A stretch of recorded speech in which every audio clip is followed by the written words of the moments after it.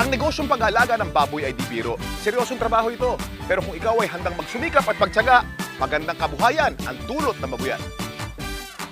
Sa buong Pilipinas, sa lahat ng lalawigan, maraming taong umasensong buhay sa negosyo ng babuyan. Kagapay sa tagumpay ang Pigrolac at Univet. Malaki na itutulong ng Pigrolac Hog Feeds at Univet Products sa pagpapalaki ng negosyo.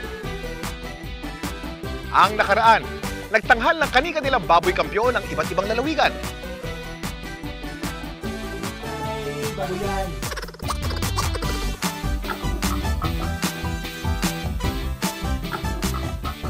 Sila ang mga pinakamatinding hog racers sa iba't ibang dako ng bansa. Lumuwas sila ng Maynila para sa Baboy Kampiyon Finals. Ano ang baboy na pwedeng isla na nasa Hilaga? Babuyan ay Bagamat matinding labanan ang hinaharap nila sa finals, nagkaroon sila ng konting panahon para mamasyal at maglibang sa Maynila. Isa pang baboy na may katuwaan, pampasaya ng Pigrolac at pampagana lamang naman sa mga negosyo ay babuyan.